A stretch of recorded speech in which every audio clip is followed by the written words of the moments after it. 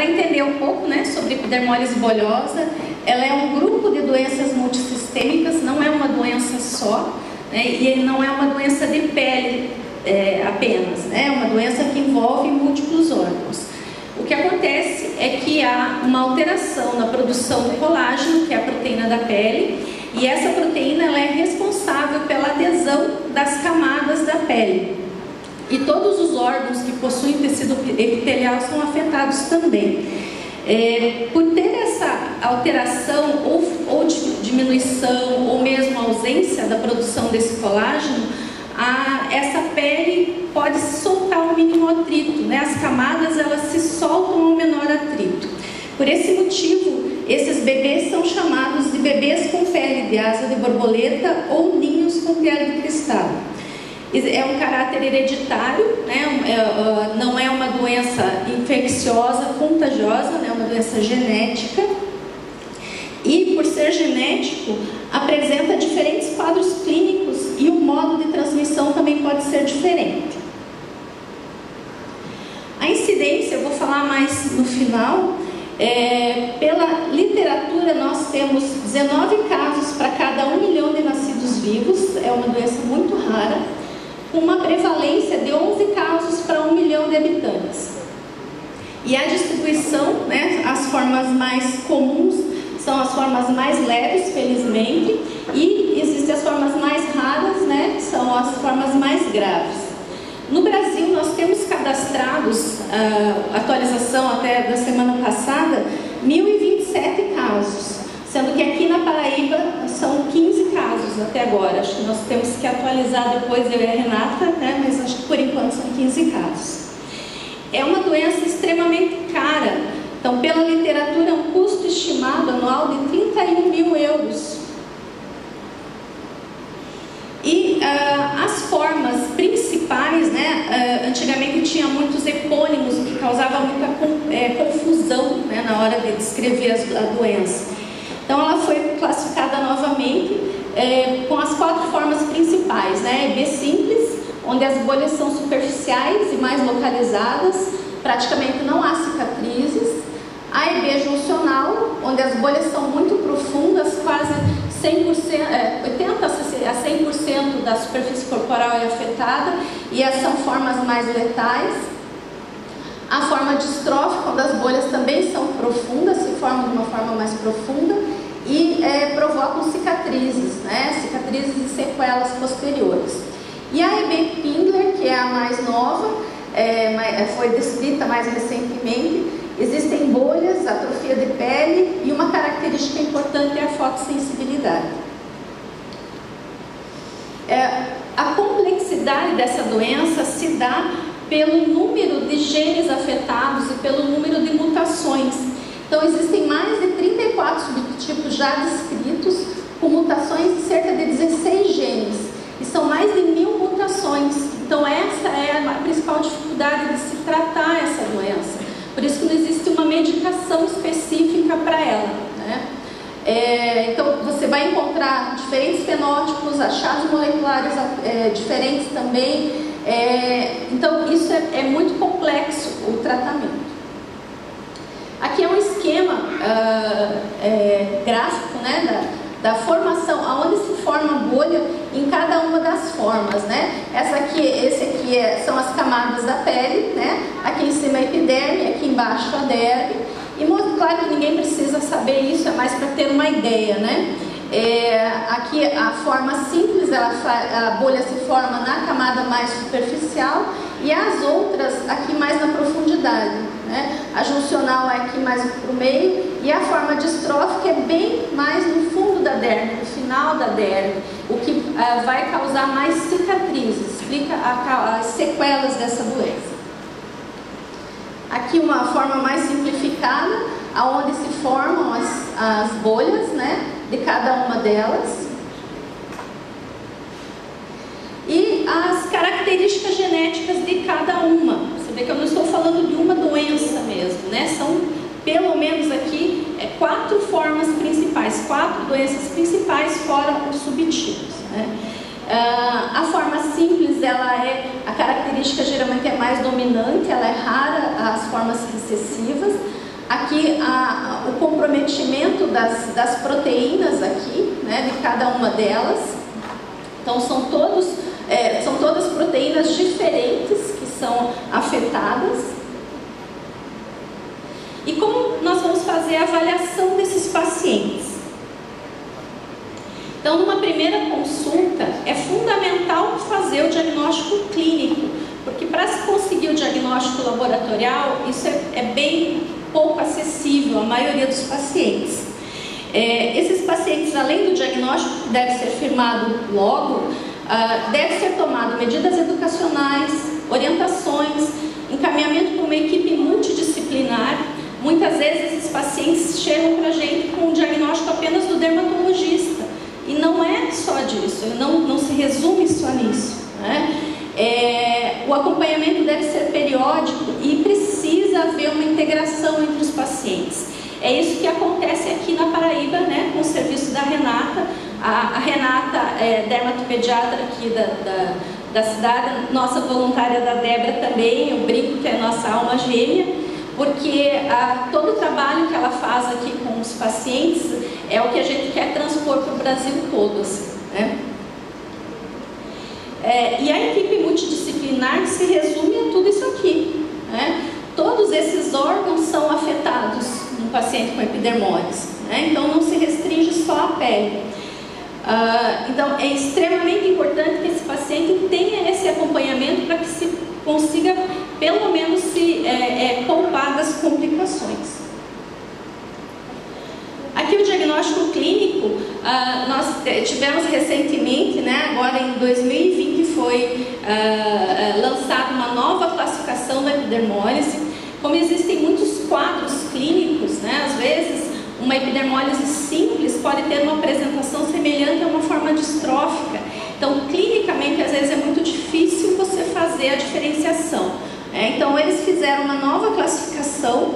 A forma simples, que antigamente era considerada realmente simples, porque era restrita apenas às extremidades, já se sabe por estudo genético que o comprometimento às vezes é muito maior, né? Então a classificação ficou agora, né, com uma forma simples localizada, a simples intermediária e a simples severa, que se assemelha realmente às formas distróficas ou mesmo às formas juncionais. E aqui alguns exemplos, né? A bolha ocorre geralmente na camada mais superficial da epiderme, por isso as lesões não deixam cicatrizes profundas, né? As unhas geralmente são polpadas, as bolhas são bem superficiais, quando elas se rompem, elas deixam uma pele normal no final. Praticamente não há comprometimento de mucosas, tá?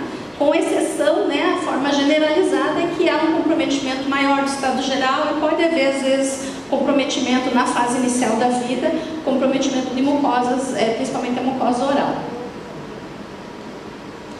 A forma juncional, como eu já falei, é uma forma muito grave, é a forma mais grave da EB. Tem uma incidência, infelizmente, uma incidência baixa, 2 casos por milhão de habitantes. E existem 2 apresentações, né, por essa nova classificação, a forma intermediária e a forma severa. Existem vários subtipos associados aí com outras malformações também, né, como a epidermólise juncional associada à atresia de pyloro e outras síndromes muito mais raras. O que acontece é que a bolha ela ocorre na junção dermoepidérmica, então é bem lá no fundo da pele, né? Existe uma ulceração de mucosa oral, esofagiana, anal e um comprometimento de praticamente toda a superfície corporal. Esses pacientes apresentam alterações dentárias já, o comprometimento dentário já é genético, né? Não é só pela evolução da doença. Existe um comprometimento muito grande das unhas, né? Isso é uma característica já no recém-nascido. Você consegue já fazer o diagnóstico, né? Uma característica é que esses pacientes, já no período neonatal, eles perdem quase todo o couro cabeludo, né? Por essas lesões extensas. É uma pele extremamente friável, menor atrito vai produzir bolhas. Imagina no período neonatal, né? Toda a rotina da UTI neonatal, o que não característica importante deles é essa lesão hipertrófica, né? Essas lesões aqui ao redor, tanto da boca como ao redor dos olhos, né? São lesões altamente sangrantes e é característica da epidermólise juncional. Tanto esse comprometimento da ponta dos dedos, né? Das unhas, eles têm ausência de unhas, né? Como essas lesões periorais, a característica da juncional. A forma distrófica, né, ela pode ser tanto autossômica dominante ou recessiva. A clivagem, né, a formação das bolhas, ela se faz bem nas linhas de ancoragem da pele, né, bem na profundidade da derme. Isso vai provocar, né, é uma área lá no fundo, é o que vai provocar cicatrizes, né? É uma das formas mais graves e uma das formas que mais causa sequela no paciente. Pela nova classificação, ela pode ser classificada como a forma distrófica dominante localizada, dominante intermediária, a recessiva intermediária e a recessiva generalizada severa. Aqui falando um pouquinho sobre a dominante, né? É uma forma grave, mas que tem um comprometimento menos severo que a forma juncional. Vai haver bolhas, ulcerações em mucosa oral, tem alterações dentárias, alterações de esôfago, córnea, conjuntiva, a ausência de unhas também, eles podem fazer cicatrizes, mas geralmente o comprometimento é um pouco mais leve que a distrófica recessiva. Aqui mais alguns exemplos. Aqui mostrando, eles fazem bastante cicatrizes na pele, hipertróficas, né? Alterações, às vezes, quando não perdem as unhas, eles fazem distrofia umbilical importante também. Mas eles raramente vão fazer a adesão entre os dedos, que nós chamamos de pseudocinéquia ou mão em luva de boxe. Essa é uma característica mais da distrófica recessiva. Pela cicatrização, eles podem fazer alteração articular também, mas não é tão grave quanto a recessiva. A forma recessiva, então, é uma característica, sempre haverá bolhas em mucosa oral, tem um comprometimento importante do tubo digestivo, grande parte da superfície corporal também, e eles evoluem com o tempo até melhor a produção de bolhas, mas eles evoluem com alterações funcionais muito importantes. Uma característica clínica da epidermólise bolhosa recessiva, distrófica recessiva, é essa língua despapilada, redondinha, parece uma bolinha mesmo, você vê isso já no recém-nascido. É uma língua despapilada e aderida ao assoalho da boca. Então, esse sinal é importante até na hora de fazer o diagnóstico clínico. Isso é característica da forma distrófica recessiva. Esse é um recém-nascido, mostrando aqui a aderência, né, com lesões já na mucosa. E essa é uma menina de 15 anos também com alteração. Eles não conseguem colocar a língua para fora, fazer a brincadeira de caminhãozinho, que às vezes o bebê faz, né? Eles não fazem. Isso pode diferenciar, às vezes, uma forma distrófica recessiva de uma simples generalizada severa. Então, você faz esse exame clínico simples e que você consegue já diferenciar. Aqui mostrando outras características, né? Esses pacientes, com o tempo, como eu falei, as lesões vão cicatrizando e vão formando uma membrana nas mãos. Nas mãos e nos pés, eles vão perdendo a função, né? O movimento de pins, eles vão se tornando dependentes, né? E outra característica importante e muito grave, né? Esses pacientes, pela cicatrização constante, pelo erro de cicatrização, né? Pela infecção constante, principalmente em extremidades, eles evoluem desenvolvem facilmente o carcinoma epidermoide, que é rapidamente agressivo, invasivo e é uma das principais causas de óbito na fase de adulto jovem. Eles têm comprometimento ocular importante também, comprometimento dentário. Então, de todas as formas, eu acho que é uma das formas mais graves, né, tanto a juncional, que é mais letal, e a distrófica recessiva. A forma Kindler, ela é extremamente rara, principalmente porque nós não temos o acesso ao sequenciamento genético. Então, provavelmente muitos pacientes que têm um diagnóstico clínico de uma das outras formas pode ter a forma Kindler também.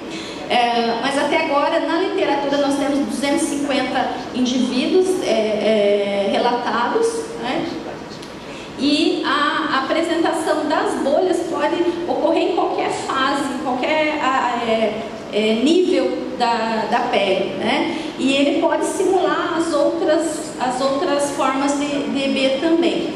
Mas uma característica importante da Kindler, isso é patognomônico deles também, é essa fotossensibilidade, né? Então eles apresentam sinais de envelhecimento precoce em áreas expostas, né? Aqui mostrando, nós chamamos na dermatologia aspecto de sal e pimenta. Então a pele fica mais escura, parece um confete, né? Pele mais escura, permeada por pele clara.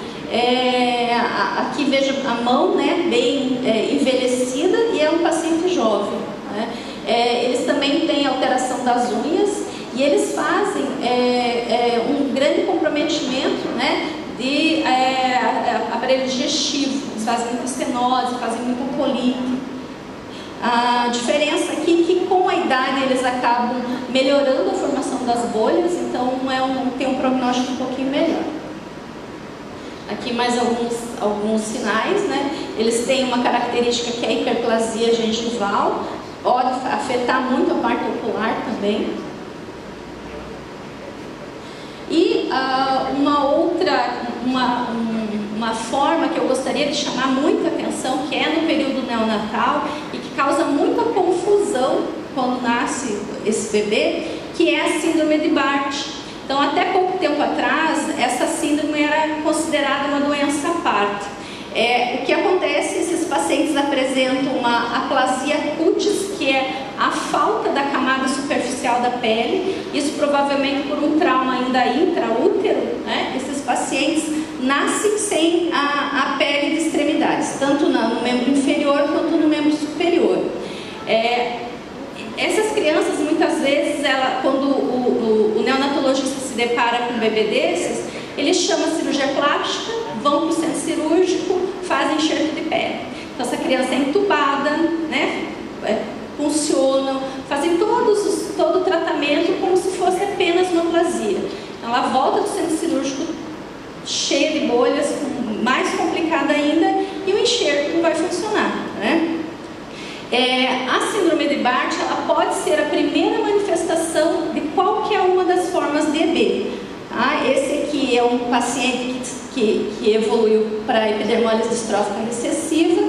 Essa bebê fez uma forma simples, ela fez essa lesão, cicatrizou, depois ela fez mais algumas bolhas em joelho durante a fase de engatinhar, e agora ela tem a pele mais sensível, mas praticamente não faz bolhas. Esse outro bebê também nasceu com aplasia, desenvolveu a forma juncional, e esse bebê que fez uma forma grave de aplasia, bilateral aqui, desenvolveu uma forma simples. Então, a aplasia de membros inferiores tem que ser considerado como epidermólise bolhosa e tratado como tal para evitar as complicações. Aqui é um outro esquema, uma figura esquemática da pele, né? Mostrando aqui a linha da camada basal, aqui, onde se formam as bolhas, né? E aqui, essas arvorezinhas aqui, são terminações nervosas. Então, esses bebês, eles sofrem, né, a exposição dessas terminações nervosas desde o início da vida até o final. Então, uma das características principais da epidermólise bolhosa realmente é a dor. Por isso, a importância de fazer o diagnóstico precoce, a importância de tratar esses pacientes para diminuir ao máximo essa dor e melhorar a qualidade de vida. O diagnóstico, então, nós fazemos principalmente pela clínica, né? Porque nós temos pouco acesso aos outros diagnósticos. O anatomopatológico, que é a biópsia simples, ela vai fazer apenas a diferenciação entre outras doenças bolhosas. A imunofluorescência, que vai mostrar exatamente onde se forma a bolha, que poderia fazer a diferenciação entre as 4 formas principais. Nós temos pouco acesso, são poucos lugares no Brasil que fazem esse exame. E mesmo os que fazem, a gente tem dificuldade até para mandar o material, né? Para coletar o material tem que ser uma bolha íntegra, tem que ser mandado no meio especial. Às vezes o transporte faz com que essa bolha se rompa, chegue lá, o material é insuficiente, o material é inadequado, então é bem complicado, né? E o exame padrão ouro, né, seria o sequenciamento genético. O Dr. Roberto falou muito sobre isso aqui e realmente esse seria o exame ideal para se fazer o diagnóstico de epidermólise bolhosa, porque você consegue ver o tipo, o subtipo, ver a mutação, o que vai facilitar para pesquisas futuras e até inclusive para o tratamento. Infelizmente, nós não temos esse acesso para todos, exatamente por causa do valor.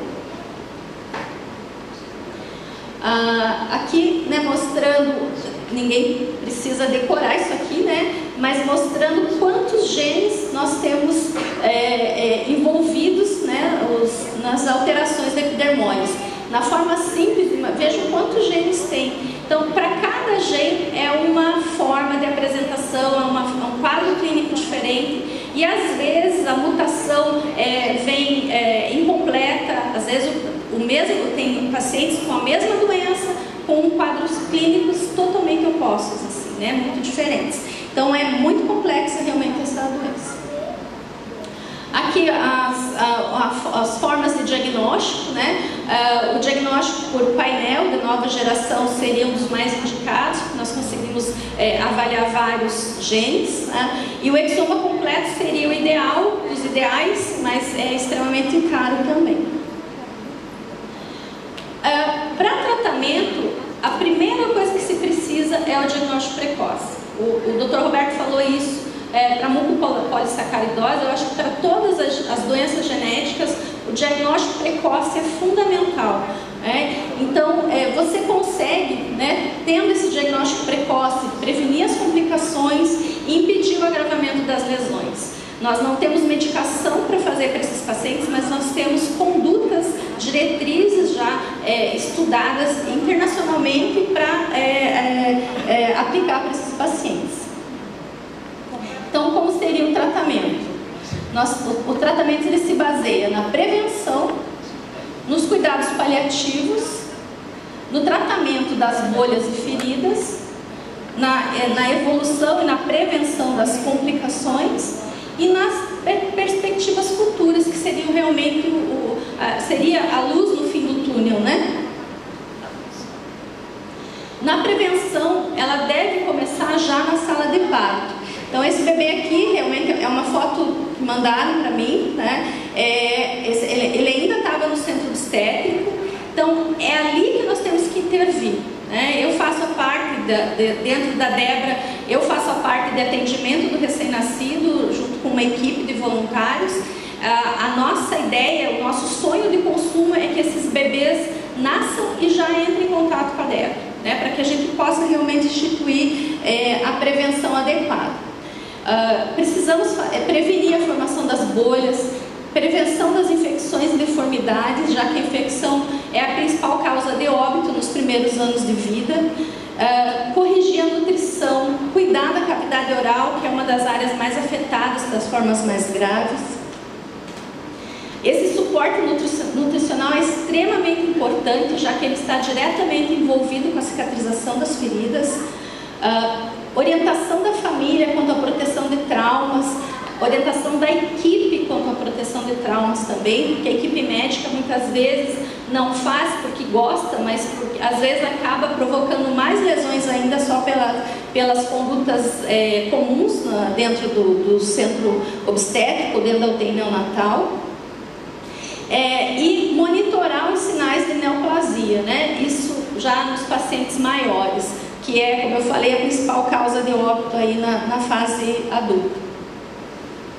Aqui é um resuminho sobre os cuidados cuidados neonatais.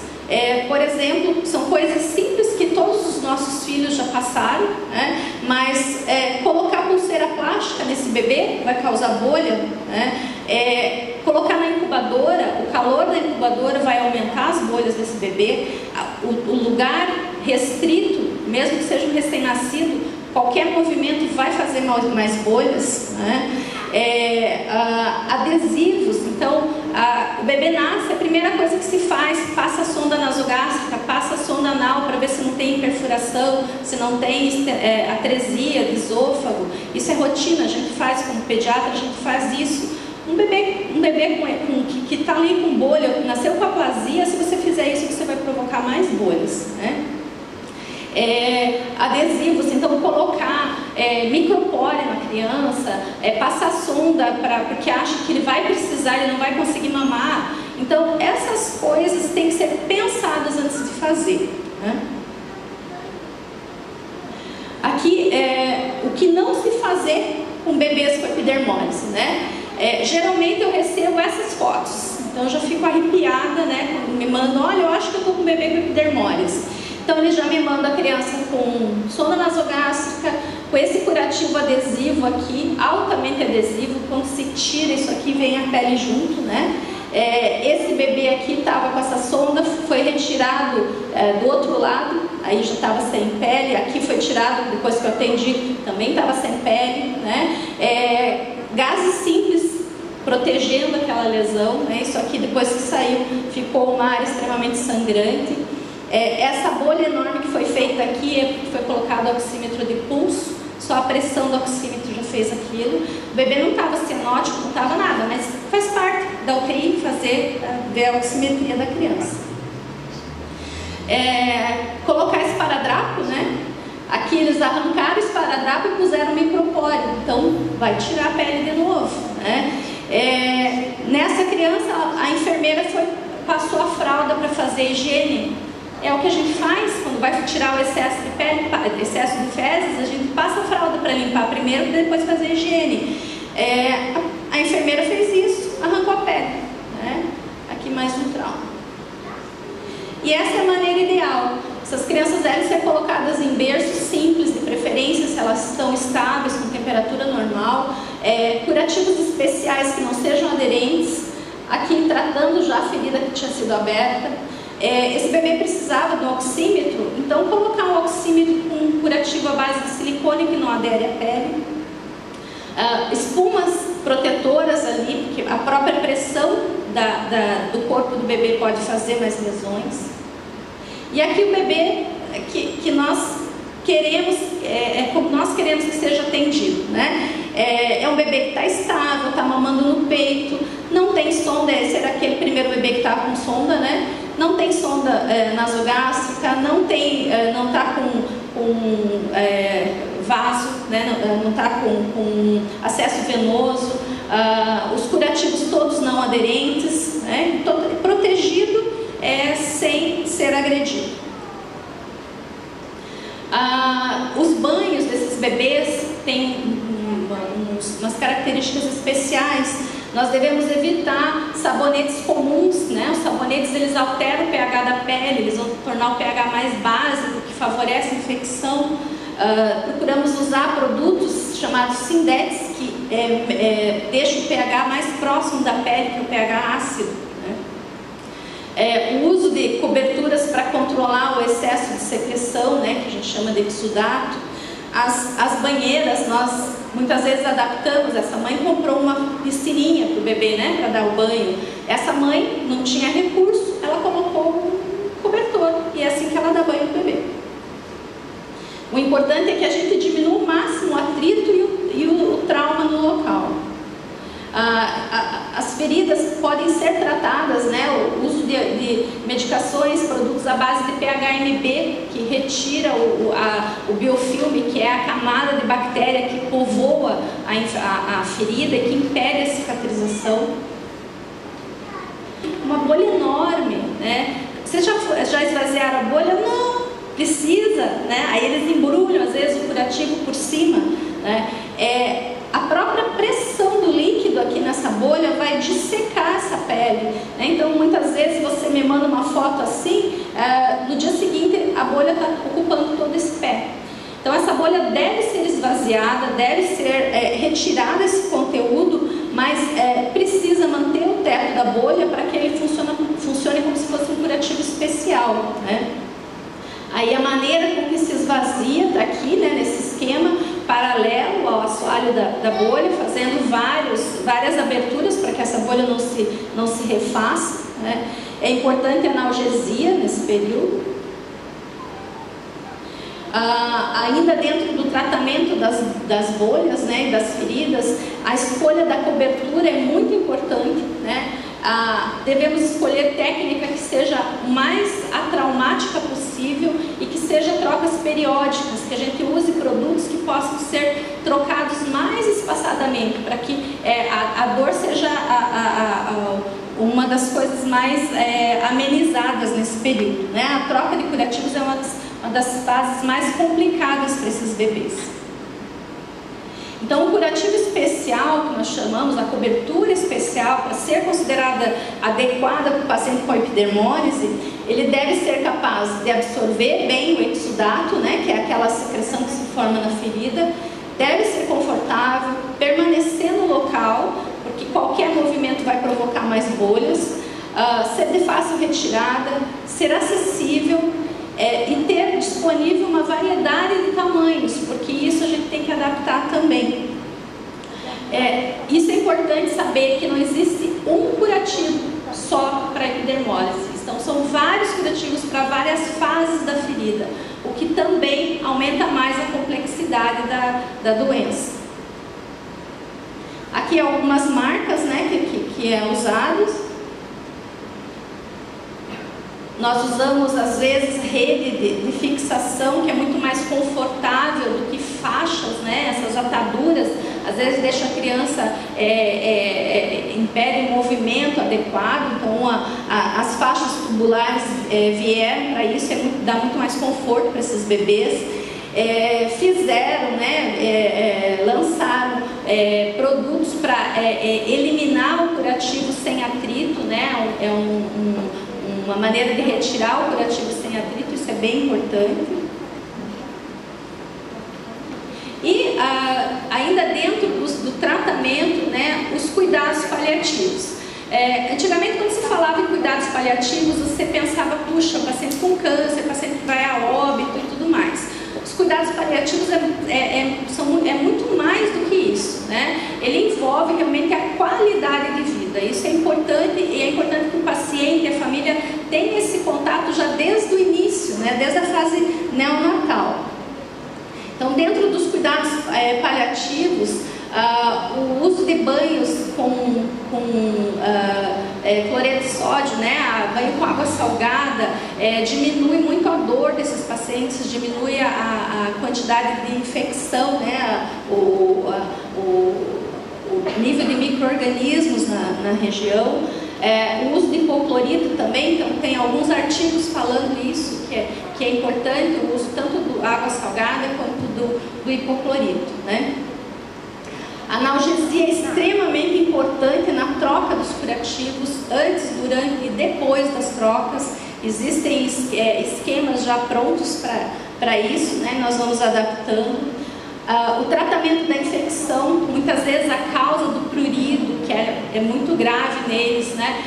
A causa da dor, às vezes, é realmente um primeiro sinal de infecção. Terapêutica medicamentosa, então se usa a gabapentina, talidomida, e agora mais recente tem muitas pesquisas a respeito dos derivados do canabidiol, que também tem funcionado muito bem para os nossos pacientes, né? Além de outras terapias, né? Terapia holística, psicoterapia, isso vai ajudar muito na qualidade de vida desses pacientes. E aí, quando a gente se depara com um paciente desses, né, que geralmente tem grande parte da pele afetada, apresenta às vezes alterações internas, né, disfagia, apresenta infecções recorrentes, inflamações crônicas, né, perda de sangue através dessas lesões. Geralmente eles têm muitas bolhas orais. Então esses pacientes, eles se apresentam extremamente desnutridos. Isso acaba ficando um círculo vicioso, né? Eles perdem proteína, não conseguem se alimentar pela disfagia ou pelas bolhas orais. Isso deixa uma imunidade mais baixa, vai fazer mais infecção, vai perder mais proteína, vai fazer mais bolhas e acaba entrando num círculo que você não consegue sair mais. Então, levando a uma deficiência nutricional importante, né? Atraso no crescimento e o principal, que é realmente a dificuldade de cicatrização. Muitas vezes você não consegue sair desse ciclo enquanto você não corrigir a parte nutricional. Você pode estar com o melhor curativo, com a melhor tecnologia, se esse paciente não tiver corrigido nutricionalmente, não vai funcionar. Então é extremamente importante uma dieta que seja hipercalórica e hiperproteica para que se corrija isso. A importância da nutricionista na equipe. Esses pacientes, principalmente as formas mais graves, a forma distrófica, né, eles apresentam, como eu falei, uma alteração já intraútero. Às vezes ele já vem com uma diminuição do calibre da abertura da boca, o que impede às vezes a higienização, impede o acompanhamento da parte dentária. Eles evoluem com cáries dentárias importantes, né, principalmente porque eles têm uma dieta hipercalórica, uma dieta cariogênica, e que vai impedir a alimentação também. Então fica tudo dentro do mesmo ciclo, né? Para evitar as bolhas dentro da boca, né, o que se faz são alimentos mais frios e pastosos. Se usa muito o sucralfilme, que é um cicatrizante de mucosa, e às vezes usando enxaguantes bucais também, que favorecem a cicatrização. E essa fase, né, que é extremamente complicada, que são pacientes maiores, desnutridos, já passaram por muitas infecções, principalmente na região de extremidades, né, e que já lá pelos 15 anos, 16 anos, começam a apresentar essas lesões hiperceratóticas. Às vezes as lesões que sempre estiveram ali, de repente começaram a aumentar a sensibilidade ou causar mais amortecimento, formigamento. Aí você faz uma biópsia e é um carcinoma epidermoide, muitas vezes já com metástase e tudo mais. Então, essas complicações todas nós temos que prevenir. Então, essa é o principal aqui. Nós temos que estar atentos a essas complicações e buscar diminuir o máximo possível essas complicações. Além dessas complicações, que eu já falei também, né, a estenose do esôfago e a estenose retal são características, principalmente da forma distrófica. Complicações oculares, cardíacas. Então, a importância realmente da equipe multidisciplinar, né? E nessa fase neonatal, como eu falei, a infecção é a principal causa de óbito. Além de todas essas alterações, essas complicações, eu acho que a mais complicada realmente é essa parte psicossocial, né? E é nessa parte que nós batalhamos, nós trabalhamos muito, né? Esses pacientes sofrem muito preconceito, já que a doença está na pele, né? Está na cara, todo mundo vê, todo mundo faz cara de nojo quando vê um paciente com ferida, e eles geralmente são condenados às vezes a isolamento social. E é isso que nós trabalhamos, contra isso que nós trabalhamos. Tratando as complicações, prevenindo as complicações e fazendo o diagnóstico precoce, o que nós temos para o futuro? Vocês viram que até agora eu não falei de tratamento especificamente, porque não tem ainda, né? Mas uma das perspectivas do futuro aí, né, nós temos várias pesquisas na área de epidermólise. Acho que é uma das doenças que mais se pesquisa no mundo atualmente. Existem produtos, agora há pouco tempo foi aprovada uma medicação que vai ajudar na cicatrização, está aguardando a aprovação do FDA. Existem produtos que existem pesquisas já dentro da parte de câncer, de carcinoma epidermoide. Então, assim, existem várias pesquisas na área que estão nos dando muitas esperanças, assim, né? E a principal aqui é a parte de terapia gênica. O doutor Roberto já explicou muito bem, né, sobre isso. É usado um vírus para fazer uma alteração naquela alteração, né, naquela mutação da célula. Essa epiderme que está mudada, né, por esse vírus, essa epiderme transgênica, ela vai ser injetada. Isso aqui foi um estudo, né, já foi feito esse estudo, né? Esse paciente de 8 anos, ele tinha forma juncional, tinha praticamente toda a superfície corporal afetada, uma condição de vida, qualidade de vida muito ruim, né? Esse paciente teve quase 80% do corpo enxertado com essa pele nova. Foi apresentado agora, eu estava no Congresso Mundial de Epidermólise em Londres, e foi apresentado o resultado, né? Esse aqui é o paciente antes do enxerto, e esse é ele aqui, né, depois da terapia gênica. Realmente completamente curado. Nós saímos de lá assim, vibrando de alegria, né? Aqui mostrando o médico fazendo o pinçamento dessa pele. Veja que essa pele não formou bolha. Eles mostraram o filme dele jogando bola, brincando, pulando, né? Então, realmente esse seria o tratamento, seria a luz no fim do túnel, né? Mas como essa terapia gênica ela está caminhando a passos muito largos, né? Então nós espero que, quem sabe numa próxima palestra, a gente possa dizer, não, isso já estará acessível para muitos pacientes nossos aqui. Claro que isso ainda é um paciente só. Dentro dessa pesquisa tem mais 10 que estão sendo avaliados. Foi feito em mais 3 pacientes já essa fase de enxerto, e eles ainda não mostraram todos os resultados. Então ainda é cedo para falar sobre cura, mas esse paciente sim, com certeza foi curado. E aqui no Brasil, o que nós estamos fazendo? Aqui nós estamos engatinhando, né? Como tudo no Brasil é um pouquinho mais complicado, nós saímos do nada, né? Nós não tínhamos nem ideia de quantos pacientes existiam no Brasil. Então, de 2014 para cá, nós começamos a fazer o cadastro nacional, aquele trabalho de formiguinha. Nós fomos juntos às associações, centros de referências, fomos para grupos de apoio em redes sociais. Eu nunca fui tão...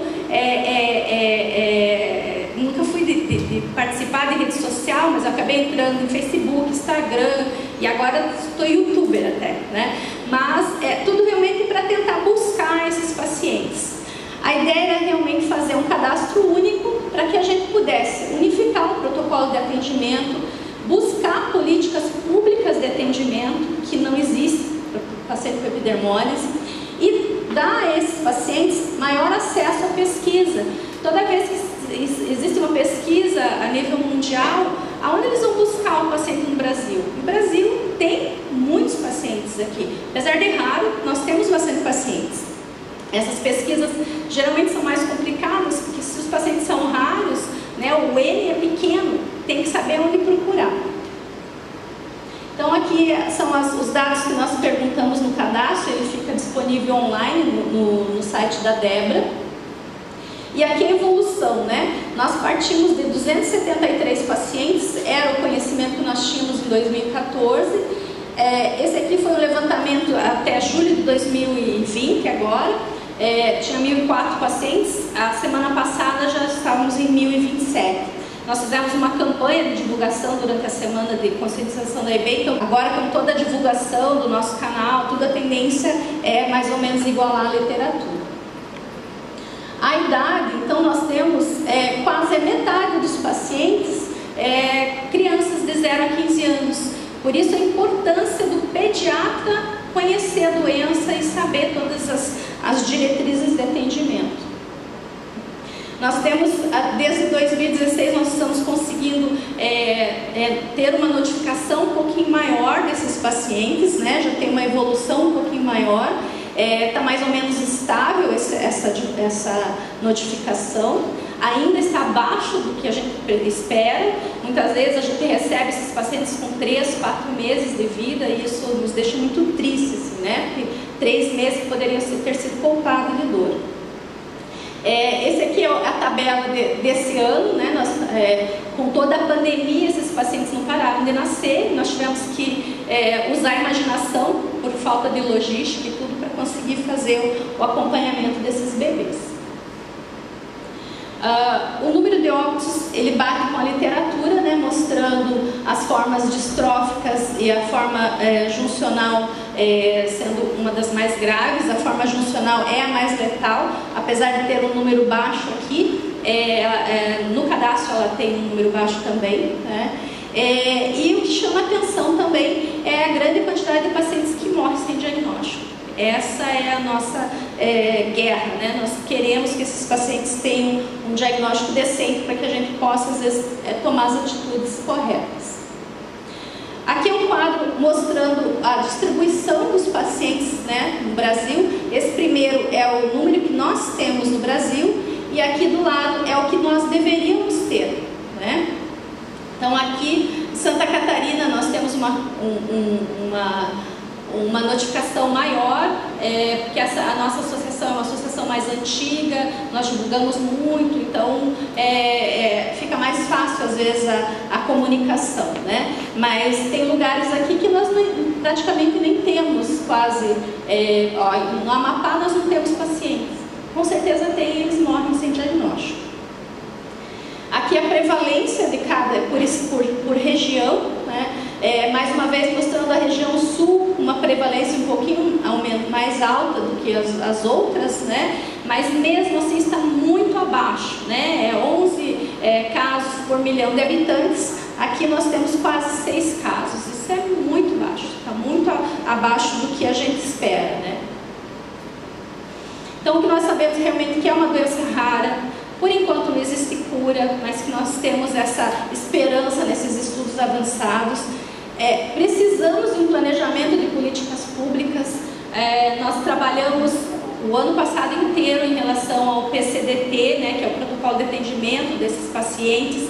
Esse protocolo foi publicado esse ano, no começo do ano, incompleto. Então nós estávamos ansiosos, fizemos consulta pública, mobilizamos todas as sociedades médicas, enfermagem, de genética, e quando publicaram, veio uma parte básica que faltou, né? Básica, os curativos.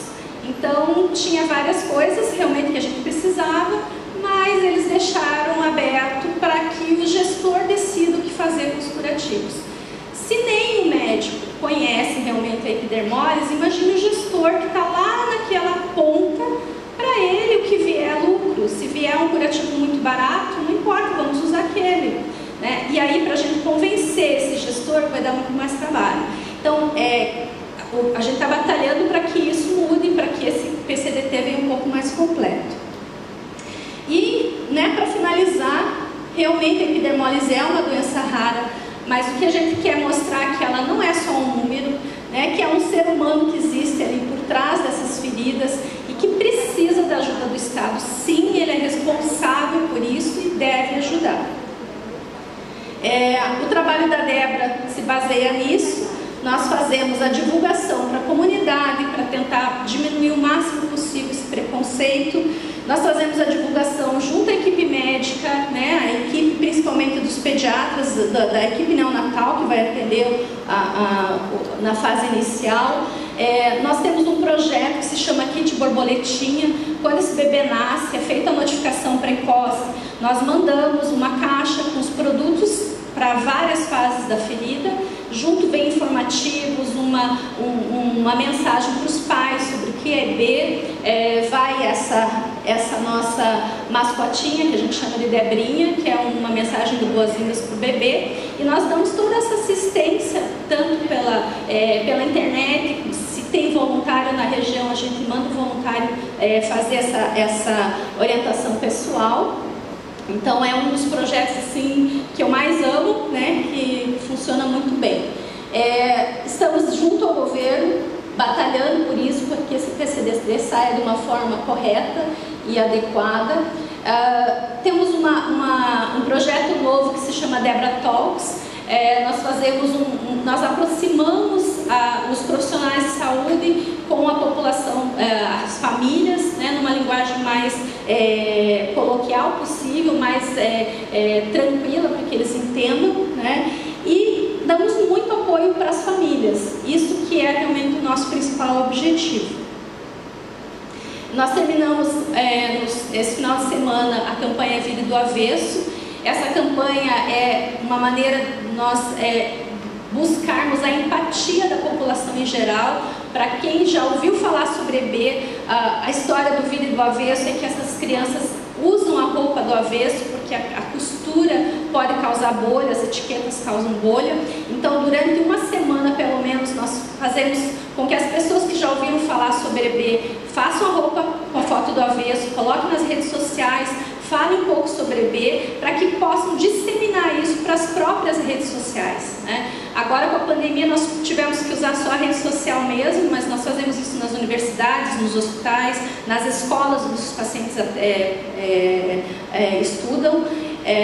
E assim, esse ano, apesar de toda a pandemia, foi um sucesso, assim, hoje eu recebi alguns números, assim, então nós tivemos um alcance muito grande, realmente. E a ideia realmente é essa, né? Que essa criança, que era apenas uma criança com uma doença rara e grave, se transformou no Miguel, porque ele teve um atendimento adequado, ele tem o amor da família, é um menino que cresceu, que aprendeu música, é extremamente feliz, é um rapazinho de 6 anos, e a gente tem essa chance de conviver com ele. Ou essa criança que tem esse sorriso maravilhoso, que se transformou num sorriso de campeão. Ele é campeão das Olimpíadas Paralímpicas da cidade. Por sinal, essa criança foi meu primeiro paciente com epidermólise, que cresceu e se tornou um homem maior que eu. Ele agora está na universidade, ele passou em 3 universidades, 2 federais, vai morar sozinho, já está dirigindo, né? E é um menino maravilhoso, e eu tive a oportunidade de conhecer, né? A epidermólise me deu essa chance de me transformar numa pessoa melhor, graças a ele e a todos os outros pacientes que vieram depois. Então essa é a mensagem que eu quero passar, que realmente lutar pelos doentes raros vale a pena. A gente tem muito mais a ganhar do que receber. Aqui está, o sonho comum é o nosso slogan, e isso vale, acho que para todos os profissionais que trabalham com doenças raras. Eu acho que esse é o sonho comum que nos une realmente, é dar qualidade de vida, já que a medicina ainda não nos ensinou a oferecer a cura para esses pacientes. Muito obrigada.